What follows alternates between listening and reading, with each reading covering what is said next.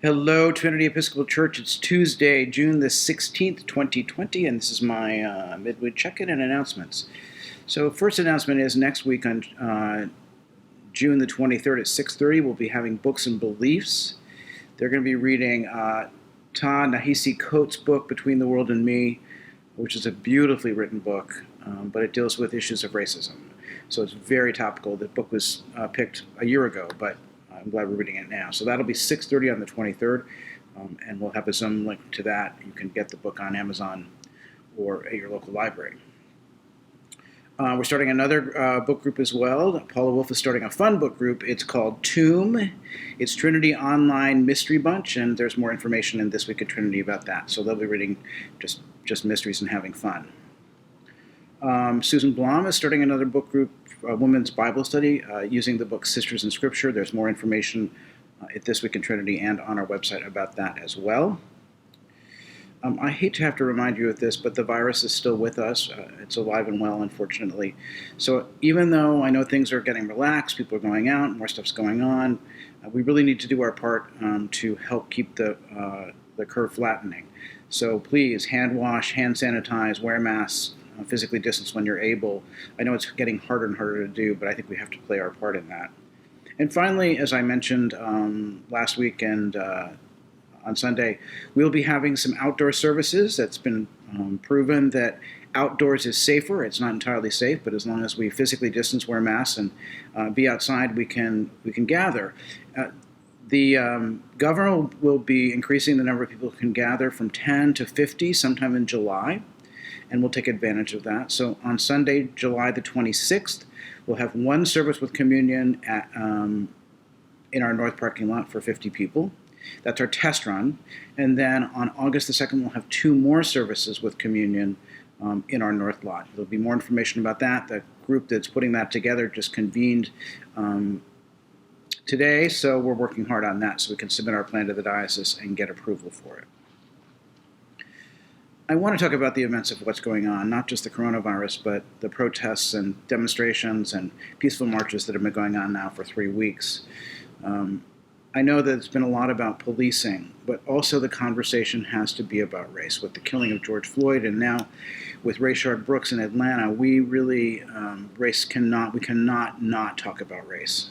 Our eyes have been open to the everyday treatment of people of color, especially black men, in encounters with the police. And we now can see what's going on.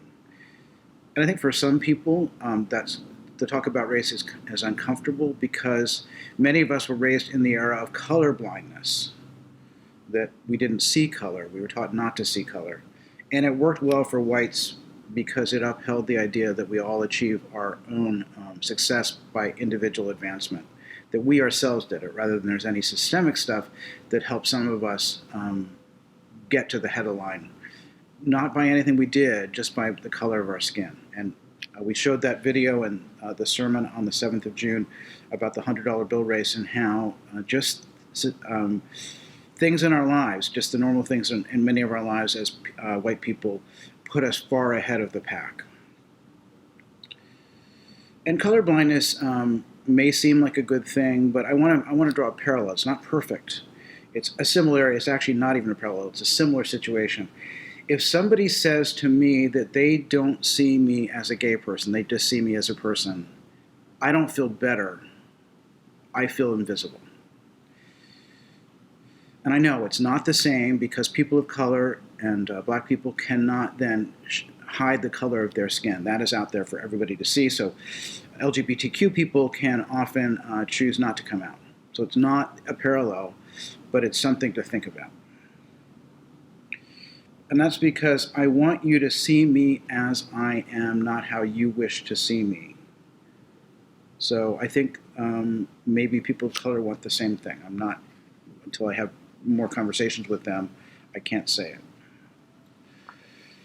Given what's been going on for the last 3 weeks, we now see systemic racism. And I kept saying we have to be, we swim in a sea of invisibility of how racism affects us. And now I think we're fish learning how to see the water. We have to acknowledge our part in the system. Even though we didn't create it, we still take part in it. And we benefit even when we do not know it. And we carry racist ideas and images in our heads just because we're white. It's again part of the sea. It's nothing that we've done. It's just part of the system. So what are we going to do to be able to see the water? We have to do our inner work. We have to see how our attitudes were shaped by our experiences. We have to have conversations with other white people to explore this. So we did an informal thing at staff meeting this morning. We just got around to talking to the whole Black Lives Matter movement and what's been going on. And we started, there were 4 of us there, and we started talking about our upbringing and our encounters with black people. And there were 2 Southerners in the group, and they each admitted that, at least one was raised with a maid, a black maid, and it was just part of the experience. Didn't think about it at all. So doing our inner work and exploring how we have been shaped by forces outside ourselves is really important. We also then have to think about racism itself. And so I have 2 resources. Robin DiAngelo, and she's a white woman, has written a book, White Fragility, Why It's So Hard for White People to Talk About Racism. And eventually, after my book group that's been reading something, when we finish doing that, I think sometime in the end of June, beginning of July, we'll start on Robin DiAngelo's book about white fragility. She also, if you don't want to read the book, you can watch a YouTube video. If you Google YouTube Robin DiAngelo, Diangelo, White Fragility, she's given an hour-and-a-half talk at the Seattle Public Library on it. And then there's a wonderful video. It's very short. It's a TED Talk, so it's not very long at all. Melody Hobson, Hobson, Melody, did a TED Talk which is called Colorblind or Color Brave, and it's 15 minutes. She's a African American woman who's an investment banker, and just talks about her experiences and helps us think through how we might want to be color brave rather than colorblind. And I think the other thing is we can't just do this in fits and starts. If we're going to look at racism and anti-racism training, we have to be in this for the long haul and be allies to people of color and African Americans. And I love the quote that Harold Blackmun, who's a Supreme Court justice, said years ago: in order to get beyond racism, one must first take race into account. There is no other way. So that's my announcements and a short meditation today. If there's anything that you want me to talk about, please let me know. My email address is rector@trinitycovington.org, rector@trinitycovington.org, and I'll see you in church.